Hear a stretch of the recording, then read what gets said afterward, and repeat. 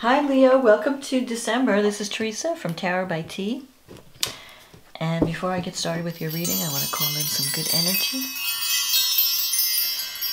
And I want to say thank you for liking and subscribing to my channel, for sharing, for taking the time out to comment. And for those who have ordered readings, thank you for your support. I've enjoyed working with you. So let's see what's happening for Leo for the month of December. What does Leo need to know about love and relationships for the month of December? We've got a new moon in Sagittarius, which is favorable to your sign, and a full moon in Cancer, which will be falling in your 12th house, 12th, 6th house axis. And that will be on the 22nd around Christmas. So let's see, what does Leo, what does the cards say? We'll get into the astrology later. What does Leo need to know about love and relationships for the month of December? What does Leo need to know about love and relationships for the month of December? What does Leo need to know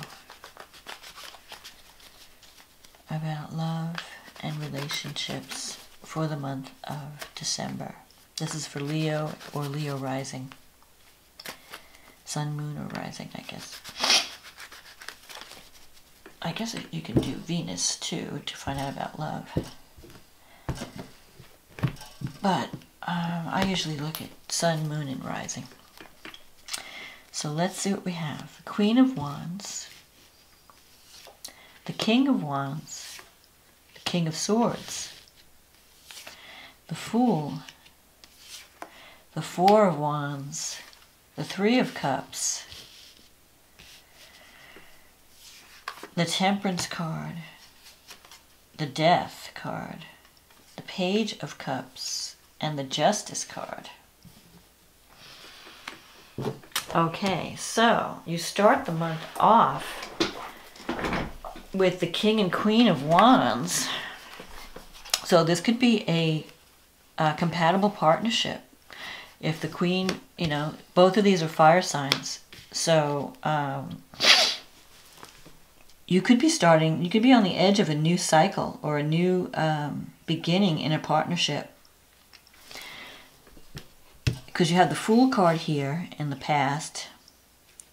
The King of Swords is in the is also in the reading. So you might have been doing a lot of thinking in the past. Or the King of Swords can mean someone from your past that you're either, maybe you've moved away from, and now you're embarking on a new relationship. This could have been an air sign, Gemini, Aquarius, Libra. So maybe you've moved away from someone like the King of Swords. And this person is represented by someone who's very, very logical. He's ruled by the mind, he or she. Not so much by emotion. They make decisions based on facts and what's real. They don't have a lot of, they're not caught up in their emotions as much as some of the other signs. Like where you might say, I have a feeling, you know, I feel I should do this. They don't feel, they don't let their feelings make decisions. They look at the facts. So this person you might have felt was a little bit too hard on you, maybe too judgmental. Maybe you felt you weren't being treated fairly in a situation. So you might have decided to walk away from that, or maybe and start something new, something brand new. Because the Fool puts you in a whole new environment. So you might have moved to a new environment, maybe a new job or a new relationship. And it might be that you're connecting with this King of Wands. So whether you're male or female, it doesn't matter. The two people are, you're of the same element. You understand each other. So it might be a stronger connection because you're dealing with the same energy. So the Queen of Wands is someone who really goes after what they want. They know what they're good leaders. They know what they want. They're not afraid to speak their mind. They're not afraid to stand out in a crowd. The King of Wands is similar. They're very honest, they're very outspoken. They want to help. They're very good leaders also. And they really they're good mentors. So you could be learning, you could be in a relationship with someone where you're learning from them. They're teaching you in some way, or they're showing you, they're helping you. They're like your true partner. Maybe in the past you felt like you didn't really have a true partner. You were going in separate directions, where you weren't on the same page. But with this relationship, I feel that you're very similar in the way you think and the way you go about expressing yourself. So you could be connecting with someone, a very strong personality, a very someone who has a presence, who's not afraid to say what they're thinking, who's not afraid to go after what they want. Very different energy than this King of Swords, who's a little bit more reserved and not so active, more of a thinking person, an intellectual type person. This person's more about action. So with the Fool, you've embarked on something new. You might have already gotten involved with someone new, or you might be in the and it's becoming something stable. It could become something very stable. The Four of Wands is a victory card. It could be a marriage card, but it represents stability. It represents, achieving something that's stable, that's solid, that you can count on. So this new beginning, whatever you might have started, it could have represented like ending one cycle and then embarking on something totally new. Maybe like leaving something behind and going into a whole new environment. Whether it's a new relationship or a new job or a new residence, you're on a new path. And the Three of Cups, you're going to be feeling more supported. The Three of Cups is a card of celebration. So for some people, I could even see the relationship being successful, where it does lead to some type of commitment, and you might be celebrating that. Or you could be, if you're in a marriage, if you're already in a committed relationship, you could be celebrating the birth of a child, because the threes with the Page of Cups can be a birth.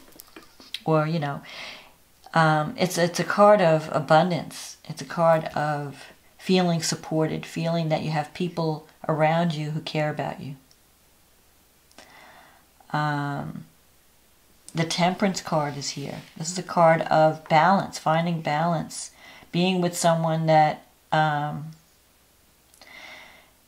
you kind of balance, you really are compatible. Although it's in your negative thinking sector, so you might be doubting the good fortune that's going to come your way. Like you might be thinking, I don't know, is this real? Can this really happen? Can I really be with someone that I really get along well with? Is this, too good to be true?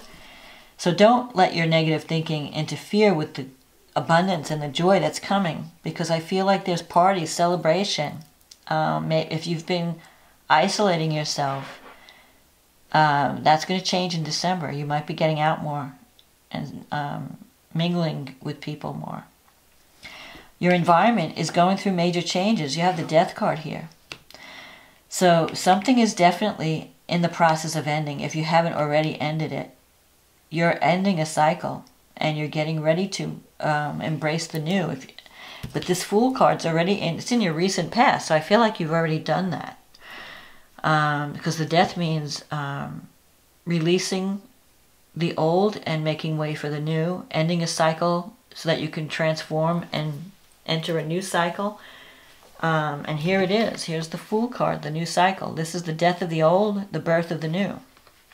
And so this birth could even be, if it's not literal, it could be figurative. You're giving birth to a new way of life, something new is coming. And the Page of Cups here in your wish fulfillment sector, that could be a message of love. A message could be coming to you. If this doesn't represent a child, sometimes pages represent children. But if that doesn't, if it doesn't represent a child, it can represent, and it's in your wish fulfillment, that you might get a message of love from someone that you care about. Someone wants to express their feelings for you, or you might feel like you want to tell someone else how you feel. Especially with the holidays coming up, it's a time of And Jupiter is in Sagittarius now, so you might be feeling really more optimistic about your life, and you're wanting to spread the love, share the love, celebrate. Because the king and queen together, this is a partnership, you know, of a good match, you know, a good partnership. So if you're not involved with someone, there could be someone coming in December, someone brand new, that brings a lot of joy to your life, that feels more like a better fit than whatever you were with before in the past. Maybe in the past, this might not have been a good match, this King of Swords. This person might have been a little bit too rigid, too stubborn, maybe not open, not comfortable with your, because Leos have such an outgoing, exuberant personality. Maybe this person felt you were too over the top. But this person will embrace that part of you because they're very much similar. They're not afraid to be seen and to be heard and to, you know, perform.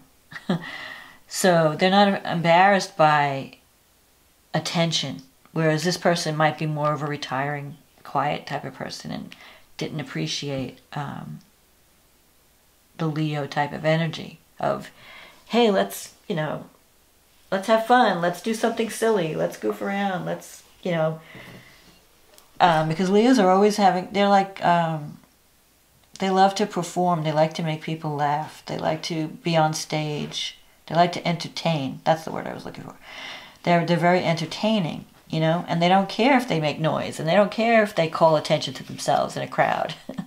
You know, that's what they want. They want everybody to be happy. But this person may have put a damper on that. But I feel like you're coming into a time of where you could be more who you are and not worry about, you know, disapproval from someone, a partner. Where you can have a celebration. You can feel like I'm with my people, and I'm not being criticized. I'm not being looked down upon. I'm embraced for who I am. And so in a relationship even, there could be a new love with this Page of Cups, or new feelings developing in a relationship. Even if you're even if you haven't left a relationship, maybe you're having a new beginning within that relationship. Maybe you've done a lot of thinking and discussing and, you know, debating, and you've decided to start, you know, turn over a new leaf and start over and have a new beginning with someone to bring more joy into the relationship. And then you have this Justice card as an outcome. The Justice card, it represents karma. Like it's time for good things to come into your life. It's time for you to reap the rewards of all your efforts and all your hard work. Justice can sometimes mean a legal outcome. So if there's some legal issue going on, it will mean that a favorable decision is being made, or that there'll be a fair outcome. So if you had, because sometimes the King of Swords can represent law and lawyers and legal issues. So if you've been worried about that, let's say maybe you're leaving a relationship and you're starting a new life and you're worried about the legal ramifications of that. The Justice card means that, you know, whatever happens, the decision will be fair to both parties. So it could be a fair settlement if you're dealing with something like that, like in a divorce or in some type of legal situation, maybe with a job or a settlement or contract that's ending. But in any case, you've got victory here, celebration. The Temperance card is telling you to, you know, if you're in negotiation with someone and you're trying to finalize that, you may have to meet them halfway. You may have to compromise. Because that's what the Temperance card's about. It's about balancing two sides and coming in the, you know, finding the middle ground. Saying, okay, I'll give you this, you give me that, you know, that kind of thing. Or I'll give, you know, I'm willing to do this, what are you willing to do? You know, it can't be one-sided. It has to be, you know, two people coming together and sharing. So this comes up in a partnership, in a good partnership. It means, you know, a good amount of give and take, which may not have been in your past relationship, but it will be in this new relationship. It'll be more of an equal give and take, a more balanced relationship. And like I said, if you are in some type of settlement situation or legal situation where you're negotiating with another party, you may have to meet the person halfway or create some type of, win-win situation. But you have the Justice card here, so as an outcome, that's usually a positive thing. It means that justice will be served. There'll be, you'll get your karmic reward. So depending on whatever you've put out, it's going to come back, in your favor. And I feel like it's going to be good because you have all these great cards here. So it's not like karma. A lot of times people think karma is punishment, and it's really not. It's really just the reaction to whatever, you set things in motion by the things that you do, by the things that you say, by the things that you think. You're setting this wave in motion. So the karma is basically just the results that are coming back, the reaction to whatever you've set into motion. It's not judgmental at all. It has nothing, it doesn't really care what you're doing. It's just saying, if you do this, this is going to happen. If you do that, that's going to happen. It's not punishment. It's not even reward for that matter. It may feel like reward when you get good things, but really it's just like an action and then a reaction. It's more scientific. It's almost, like chemistry or something instead of, it's not a judgment. So anyway, let's look at the astrology. So you have, on December 7th, we have a new moon in Sagittarius. And that's falling in your 5th house. So you could be embarking on a new romance if you're not involved with someone.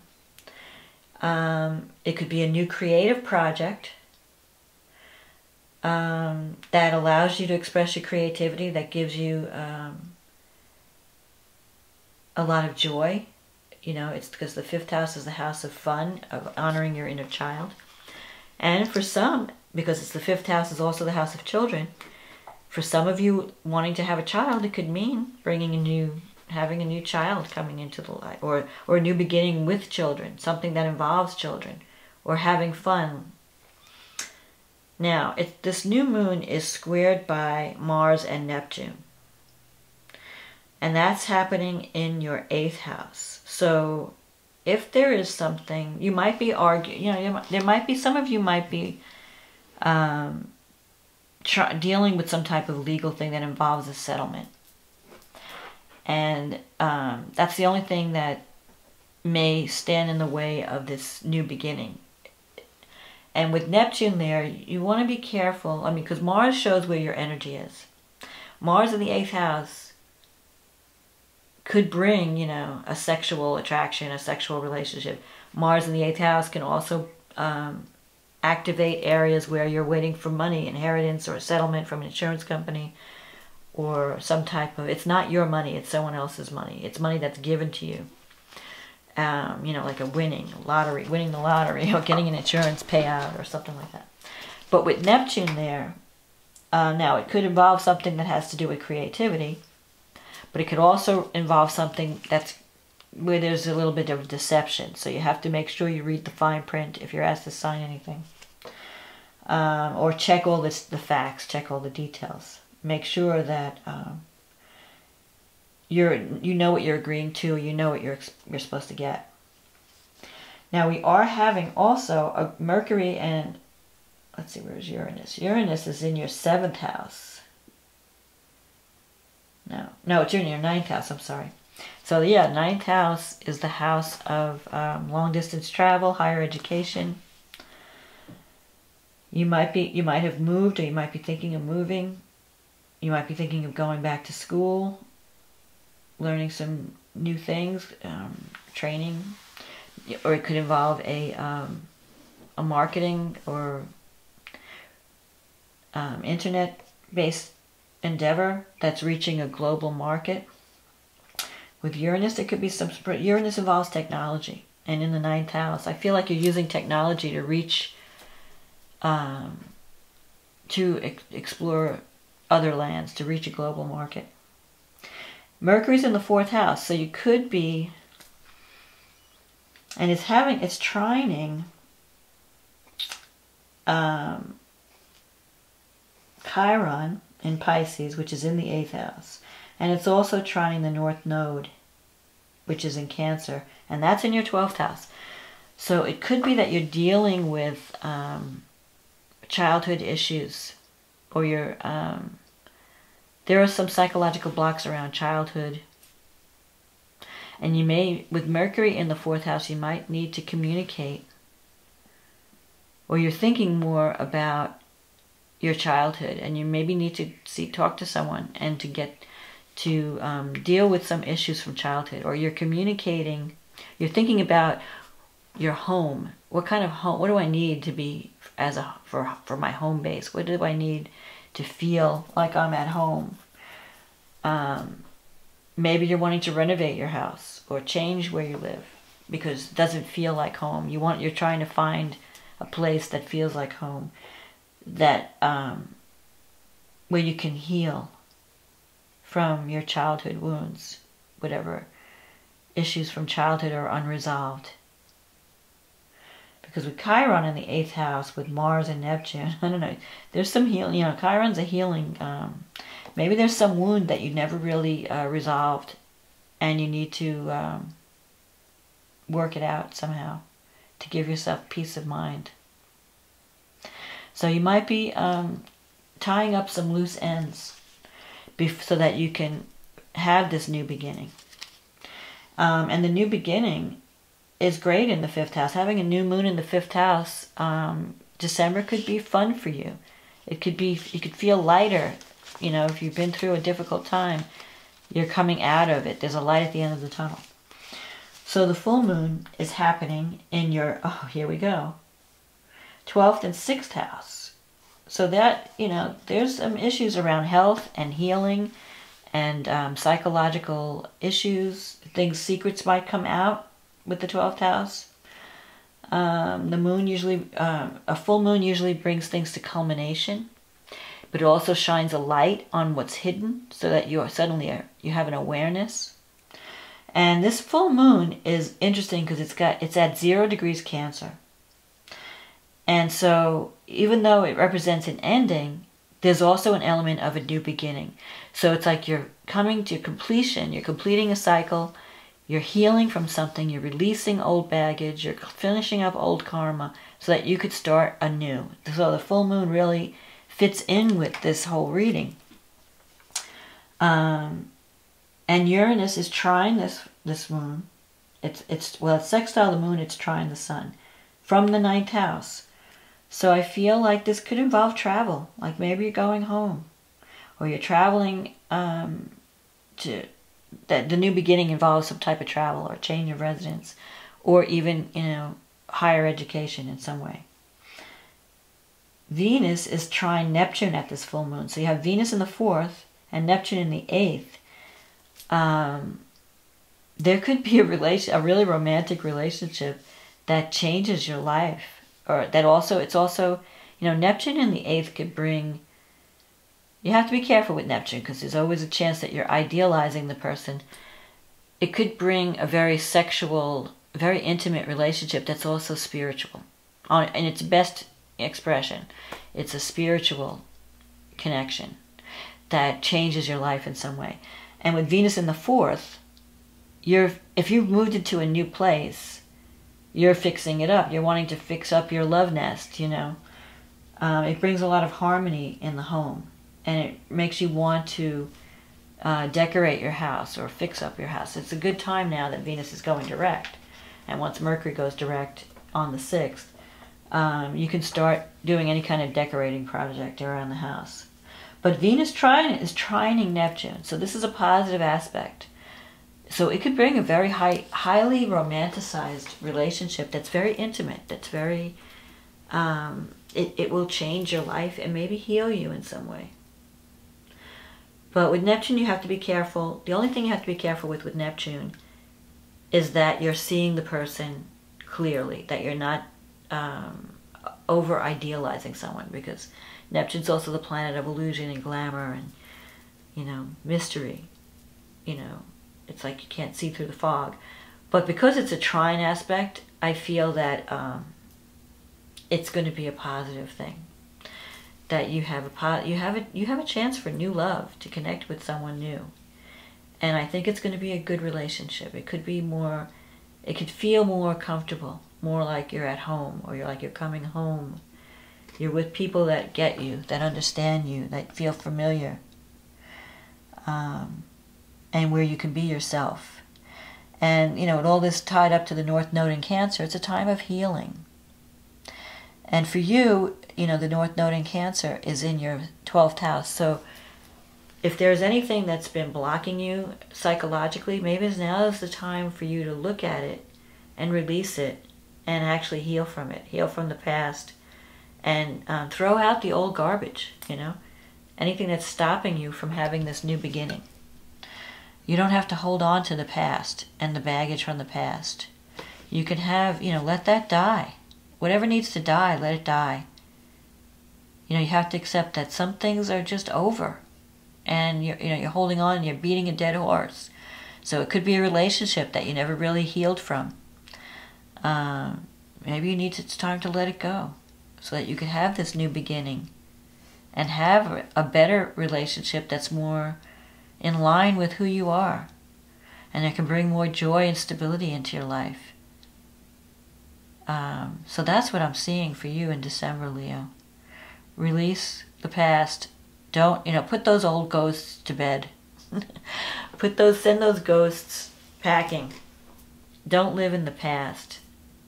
You know, live in the now. Release the past.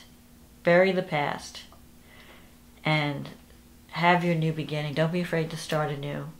And dreams can come true. You can meet someone. You can be in a relationship with someone where it actually works. Don't wait for the other shoe to drop. Don't bring that negativity. If you're having a new beginning or a new relationship, think of it in a positive way. Don't think of it.